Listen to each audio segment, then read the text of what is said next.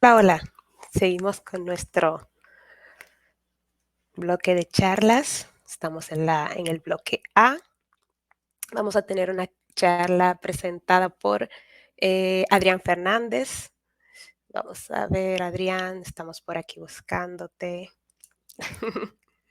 Ok, el título de la charla que estaremos presentando ahora es Tiny ML for IoT. Entonces vamos a presentar a Adrián. Adrián, hola, ¿qué tal? Hola, hola, ¿me escuchan? Sí, todo bien. ¿Cómo va todo? Bien, bien, todo bien, por supuesto, gracias por la invitación.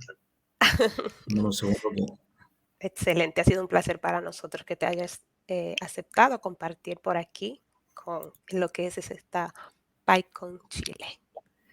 Genial. Vamos a compartir tu pantalla y te dejo el escenario para ti. Bien, confirmen si estoy en pantalla completa.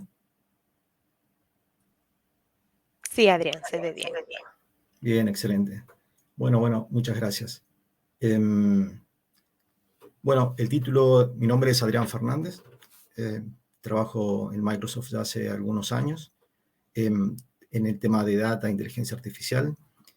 Hace algún tiempo he tenido la oportunidad, digamos, de interiorizarme respecto a temas de Machine Learning en dispositivos, nosotros en Microsoft le decimos Edge o de borde, estos dispositivos que pueden ser pequeños en cuanto a lo que es capacidad de computación, pero no así menos importantes, o en algunos casos de uso fundamentales, para, digamos, resolver temas básicamente temas de negocio, como temas de inferencia de baja latencia, o temas de, de resolver problemas que de otra forma, digamos, no tienen una solución.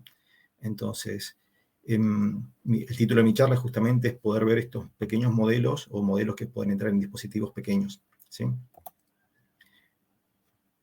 Eh, Básicamente, el Machine Learning sería para dispositivos embedded, ¿sí? Estos dispositivos embedded, en esta categoría entran todo lo que tiene que ver con, inicialmente los dispositivos embedded estaban destinados a microcomputadoras, como por ejemplo podría ser toda la familia de Raspberry Pi o tal vez de las Jetson Nano, que son pequeñas computadoras o pequeños dispositivos con gran capacidad de cómputo, ¿no? En algunos casos con GPU. Pero también otros dispositivos embedded se consideran a lo que son microprocesadores o microcontroladores, los MCU, los Microsoft Control Unit, los MCU. Y estos MCU en estos últimos años han empezado a tener mayor capacidad tanto de cómputo, de tiempo de respuestas, y también han habido otras innovaciones que tienen que ver con el punto de vista de plataformas de programación que empezaron a utilizarlos en forma, toda una comunidad en forma abierta, y de esta forma extender temas de Machine Learning en estos dispositivos. Entonces, la idea es poder utilizar la información que estos dispositivos generan o capturan, en este caso sensores. Los sensores son de múltiples en el mundo Arduino, en el mundo Raspberry Pi, en el mundo, digamos, de Internet de las Cosas. La cantidad de cosas que se pueden sensar son muchas. No solamente uno está acostumbrado a los clásicos ejemplos de, de poder utilizar video, ¿sí? Entonces, el caso de video analítico es el típico, pero en realidad yo puedo sensar presión, humedad, temperaturas, niveles, vibración, y una mezcla no solamente de un sensor, sino justamente de múltiples sensores que me van dando información del medio ambiente, y de esta forma yo poder detectar, por ejemplo, podría detectar una anomalía en una fábrica, en una máquina en particular. Podría hacer clasificación, ¿sí? Clasificación, digamos, digo, en baja latencia, porque se resuelve la clasificación en el mismo dispositivo a una velocidad mucho más alta, digamos. Y otro tema es que estos dispositivos son de bajo consumo. Entonces, al ser de bajo consumo, también ser de bajo costo, operados habitualmente con batería, yo puedo tenerlo en forma funcionando, básicamente permanente, en zonas, digamos, donde habitualmente es complejo tener, digamos, infraestructura tecnológica en esos lugares. Entonces, De todo esto se trata justamente ThinML o el Embedded Machine Learning como ThinML o Thin Machine Learning. Entonces, por un lado yo tengo los algoritmos de Machine Learning que pueden correr, por otro lado tengo el hardware en el cual puede correr, por otro lado tengo el software el cual tiene que entrar en estos tamaños, digamos, de memoria o de capacidad de cómputo. Y por otro lado esto tiene que ser de bajo costo, o de bajo consumo. No necesariamente de bajo costo, pero la verdad es que estos dispositivos en el mundo de Open Hardware empezaron a bajar los costos considerablemente.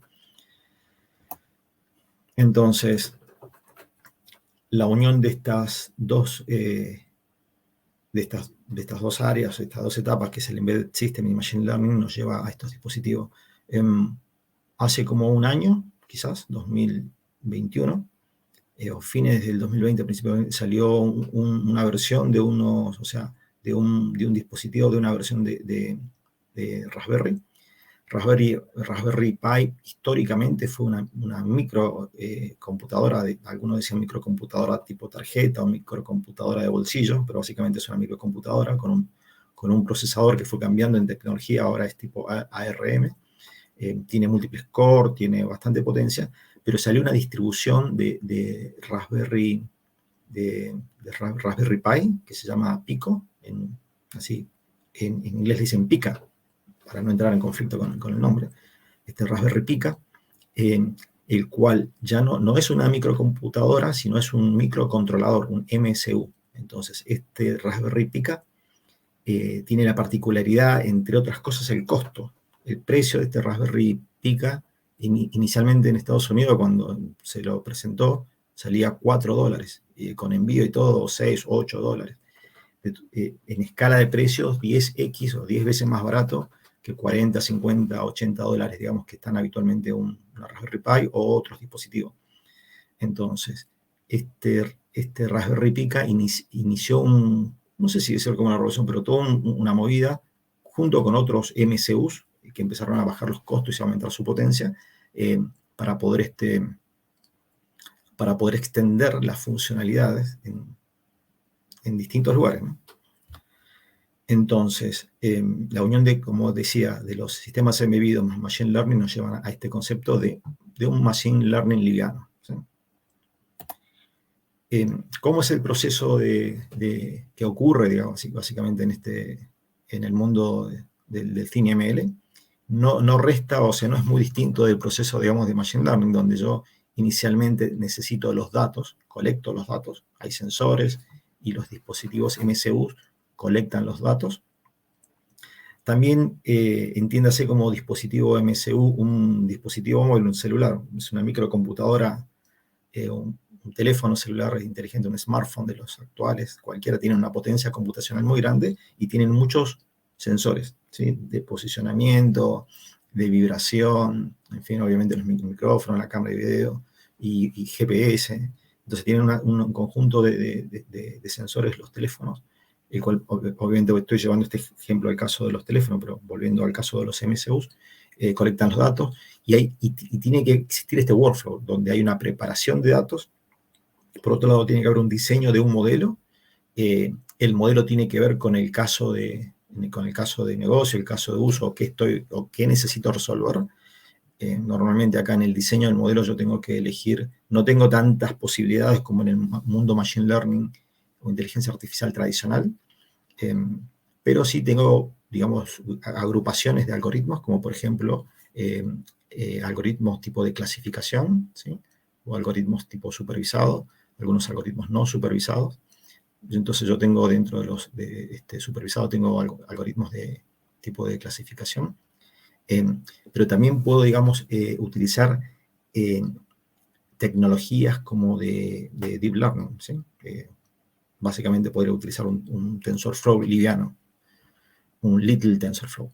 Entonces, yo puedo armar dentro de mi diseño de mi modelo de Machine Learning, puedo utilizar tecnologías de Deep Learning, ¿sí? o de redes profundas.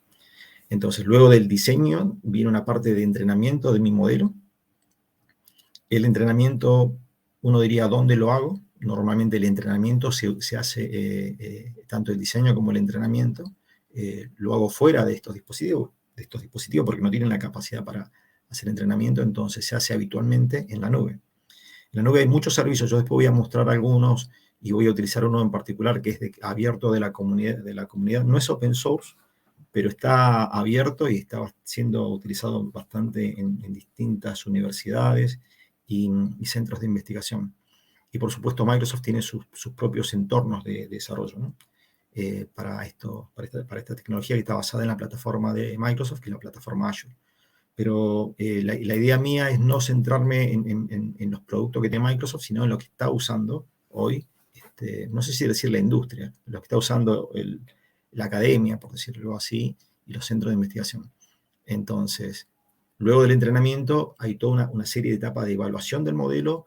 Tengo que convertir el modelo, lo tengo que convertir, ¿por qué? Porque este modelo seguramente tiene no solamente un peso determinado, sino está preparado y compilado, digamos, de una forma particular. Yo tengo que lograr que ese modelo se convierta para que funcione dentro de mi dispositivo MCU. Entonces, esta conversión de modelo sacrifica muchas cosas, pero básicamente es un compilado en binario de mi modelo.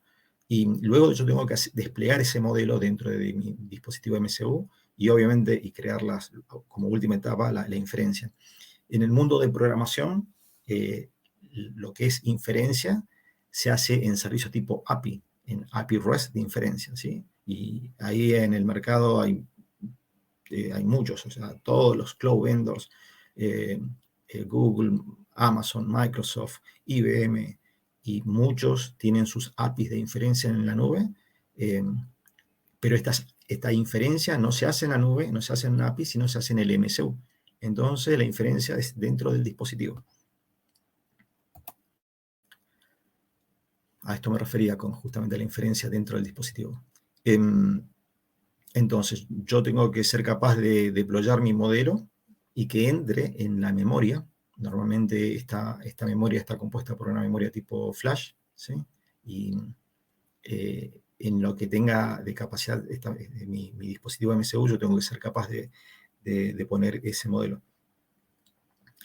Algunos casos empiezan de 256K hasta algunos pocos megas, dependiendo del dispositivo. Pero estos aplicativos actuales, modernos, cuando yo selecciono el dispositivo al cual voy a hacer el deployment, automáticamente, dependiendo cuál elija, ellos ya tienen obviamente en un mapeado, digamos, qué dispositivo tiene qué tamaño y comprimen el modelo a ese tamaño para que el modelo entre cuando yo haga el deployment en el despliegue dentro de ese dispositivo. ¿Qué utilizo? Normalmente lo que se utiliza es Python, ¿sí? Y Python tiene una distribución para estos dispositivos, para los MCUs, para los microcontroladores, que se llama así Python o MicroPython. Y cuando utilizo MicroPython, obviamente este MicroPython está bastante optimizado en tamaño y también en librerías. No tengo todas las librerías que quisiera tener en MicroPython, pero tengo la posibilidad de programar estos MSU. Con MicroPython puedo programar una Raspberry Pico o Pica, puedo programar una Raspberry Pi, los SP32, hay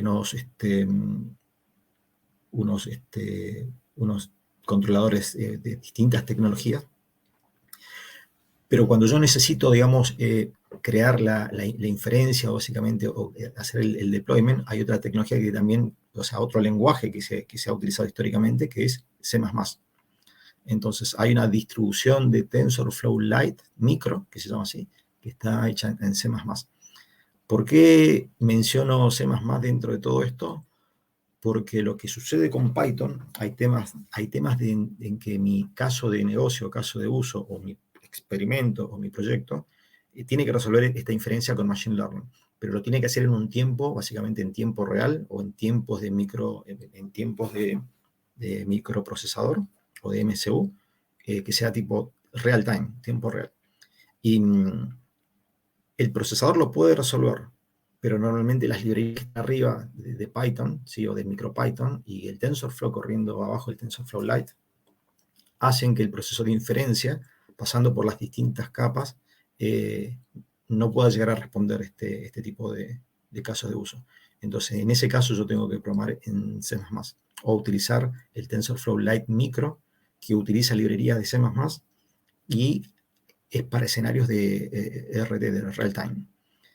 Son son casos específicos, pero es importante entender que cuando mi escenario de inferencia requiere una velocidad, digamos, extrema, tengo que tener...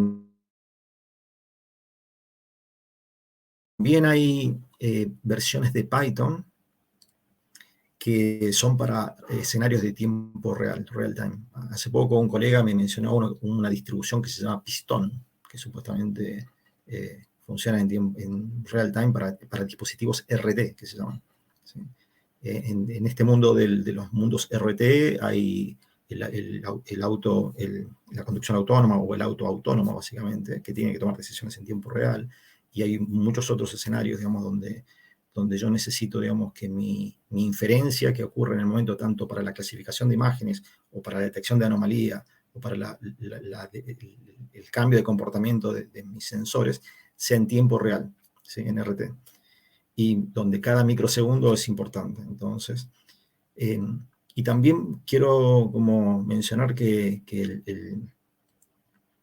el fundador de Python, que es Guido van Rosen, está trabajando en Microsoft, y ya hay un pedido histórico, no sé si histórico, pero hace algunos años de la comunidad de Python respecto a optimizar los tiempos o sea, básicamente la performance de Python como lenguaje, como framework, como algoritmo completo. Entonces se está trabajando en una versión interna, digamos, donde va a haber una versión de Python mucho más rápida. Cercana al C++. ¿Y qué tecnología o qué forma, digamos, se puede llegar a utilizar? O sea, qué utilizamos para hacer esto? Hay muchas IDEs, pero una IDE web bastante potente. De hecho, la conocí hace poco en un entrenamiento que tuve en la universidad respecto a esta aplicación que se llama Edge Impulse o Edge Impulse. Y Edge Impulse es una versión web, tiene una versión gratis y una versión paga. La versión gratis se puede hacer de todo, literalmente. La versión paga justamente es para casos industriales o para casos de tiempo real, RT básicamente. Pero Edge Impulse lo que tiene es esta IDE potente, la cual me permite hacer todo el ciclo completo, obviamente, desde colectar los datos, obviamente. Colectar los datos no es menor porque yo tengo que definir cuál va a ser mi dispositivo, tanto mi dispositivo MSU, mi microcomputadora, o podría ser cualquier dispositivo, en este caso el teléfono celular. Entonces, esta plataforma me permite colectar los datos, preprocesarlo, elegir el diseño de Machine Learning que voy a utilizar para resolver mi caso, entrenar el modelo, evaluar, convertirlo y hacer el deploy para crear la inferencia en el dispositivo. Y por supuesto en el medio utiliza redes neuronales y usa TensorFlow también y TensorFlow Lite. Y en algunos casos el TensorFlow Micro, que dijimos que es el que se hace, el que compila en C++. Entonces, ahí yo después voy a dejar los links de Edge Impulse. Yo cuando me presentaron esta herramienta no la conocía, pero empecé a hablar con distintos colegas y se está haciendo bastante popular. Lo importante es que la comunidad tenga una herramienta, digamos, que me permita hacer el ciclo completo, ¿no? Y este proceso que lo vemos gráfico, que la herramienta me lo permite hacer visual, de hecho se hacía antes, compilando en distintos, hasta, por ejemplo, uno en el mundo Arduino, por ejemplo, usa el Arduino IDE, ¿sí? Pero cuando está trabajando con Raspberry y con Raspberry Pi o Pica, hay una interfase que se llama Tommy, ¿sí? Y esta interfase Tommy, que es bastante conocida, es bastante básica. Y en Tommy yo he visto cómo se hace todo el proceso de programación en MicroPython vía código.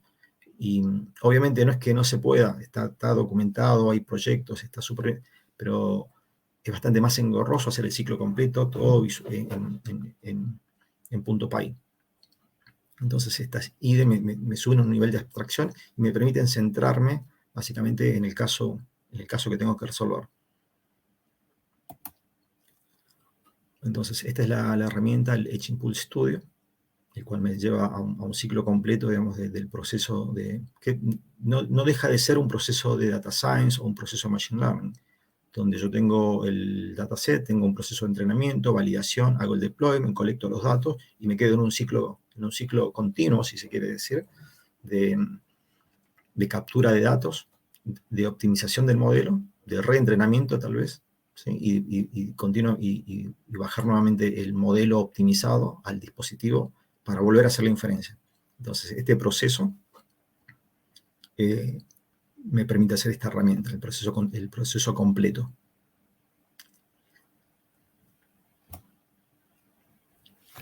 Ahora voy a mostrarles un poco de esta herramienta, del Edge Impulse. Hay algún caso ahí de un clasificador que está ya listo en la comunidad. De hecho, estos proyectos, así como en GitHub yo puedo clonarme los experimentos y los proyectos, acá en Edge Impulse hay proyectos de la comunidad del cual uno puede publicarlos y otro usuario de la comunidad de Edge Impulse lo puede clonar.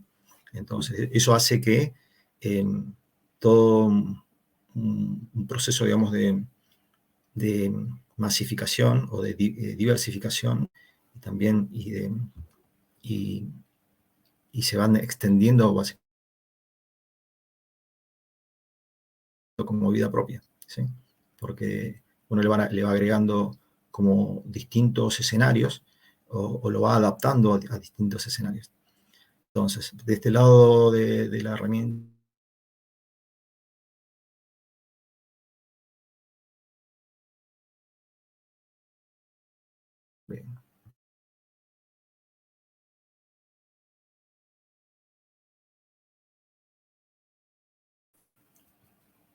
pero se logra ver el mouse, ¿no?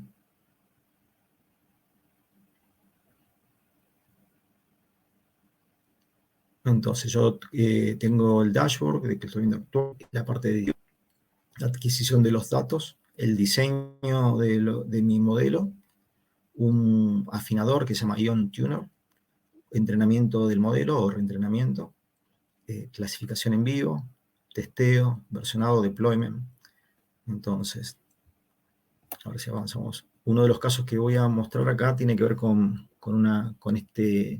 la detección justamente de la enfermedad de estas hojas, o de los frijoles, o de los porotos, ¿por qué se hacen este tipo de cosas? Hay muchos de los proyectos en el mundo open source que están alineados a necesidades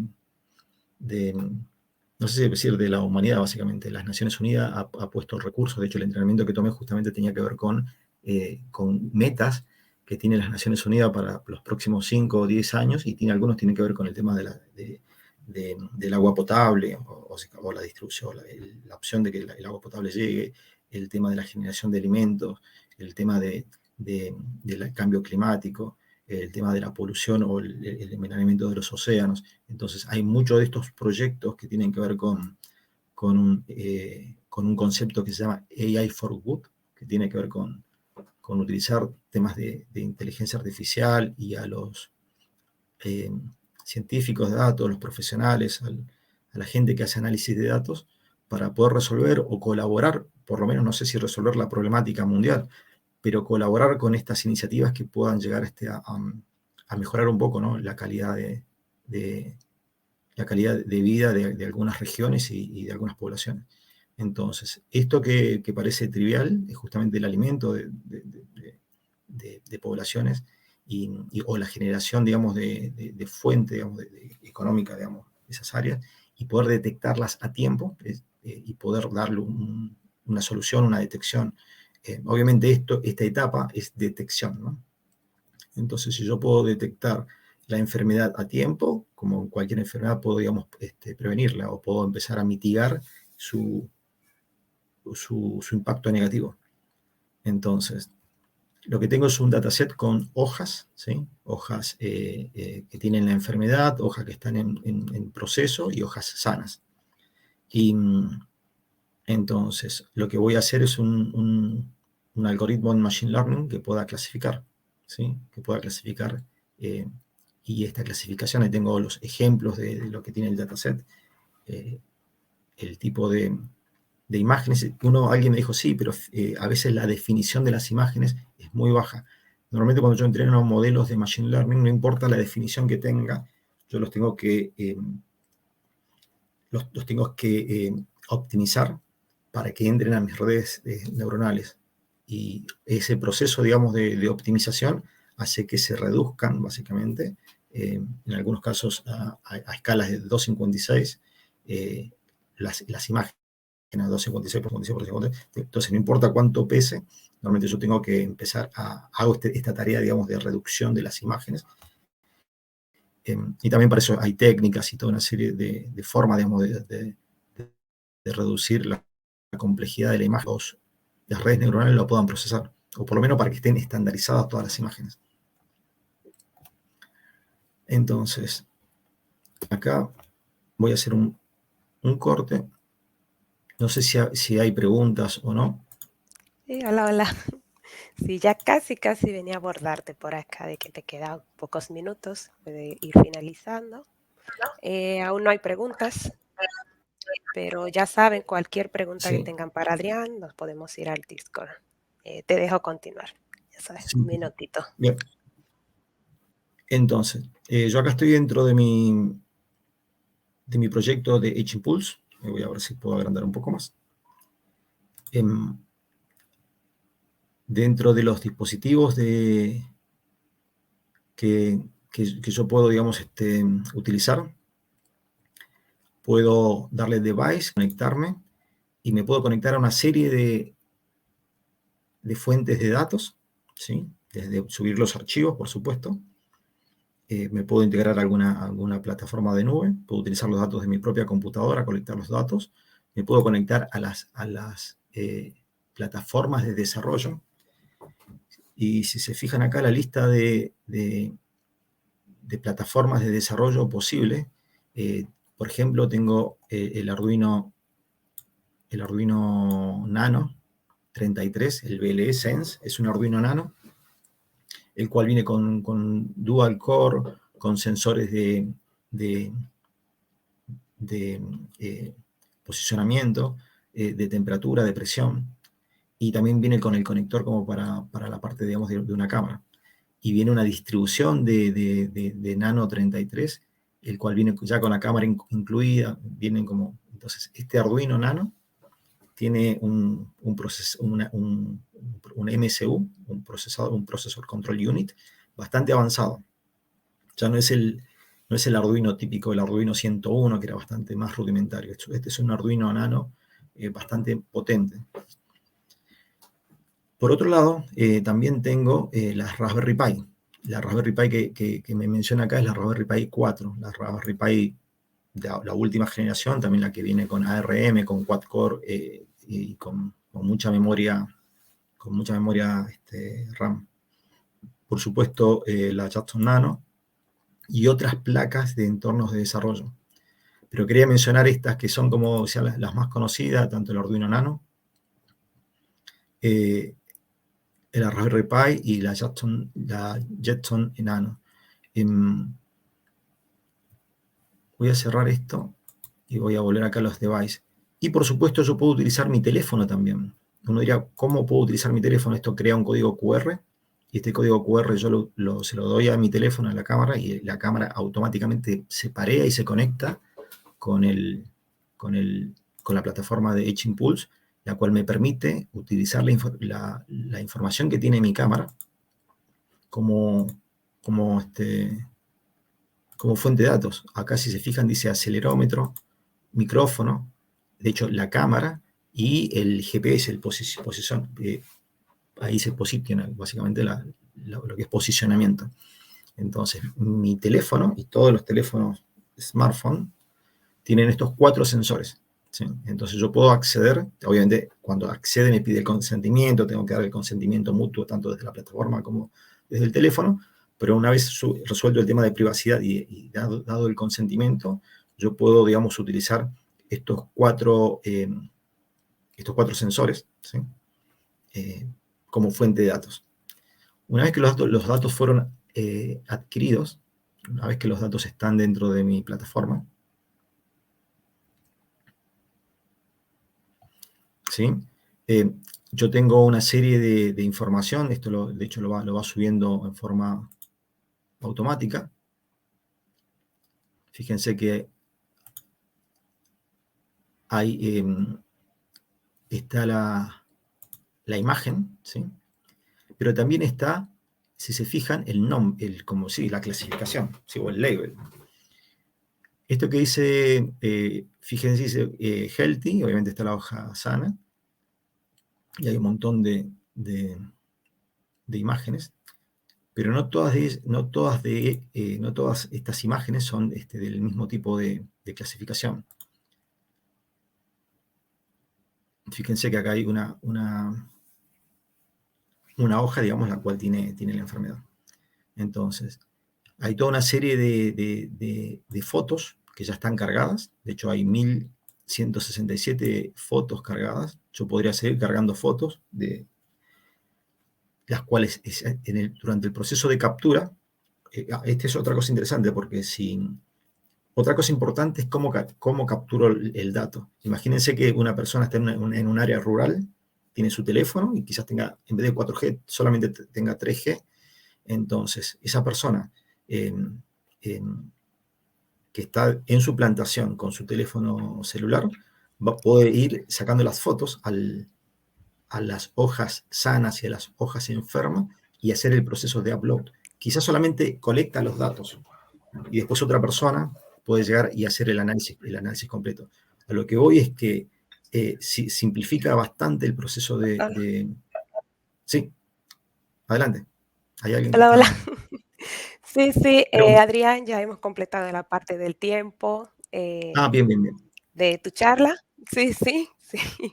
Vamos a ir para no mantener el horario ahí a regla. Si quieres decir algo ya por último Sí, sí, sí, para sí. finalizar y sepan que cualquier pregunta pueden ir al canal de Discord. Sí, por aquí. Ok. ¿Qué dices? Entonces, la herramienta me permite hacer el proceso de entrenamiento y de transfer learning, básicamente, y yo puedo agarrar con el afinador o con el ajustador de ver la performance de mi modelo. Entonces, otras plataformas, así como existe el Edge Impulse, también existe uno que se llama Cartesian Edge Nano, OctoML, NeuroPilot Micro. Todos estos, que lo voy a dejar en el canal de Discord, son similares, algunos más potentes, menos potentes, o algunos el cual me permiten acceder por ejemplo, a este MT3620, y nosotros en Microsoft tenemos un dispositivo que se llama Azure Esfera. Y este Azure Esfera, que utiliza este procesador, lo puedo compilar y utilizar con esta tecnología.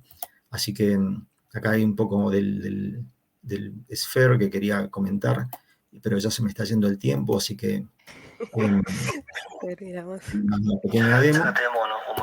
Así que vamos a pasar al canal de Discord. Muchas gracias. Sí, encantadísimos de tenerte por aquí, Adrián. Ya sabes, nos movemos al canal de Discord y recuerden, ahora tendremos un pequeño receso. Volvemos a las 4:40 por acá con el siguiente bloque de charlas. ¿De Gracias, acuerdo? Denis. Bye bye, Adrián. Nos vemos. Chao, chao. Encantada, chao.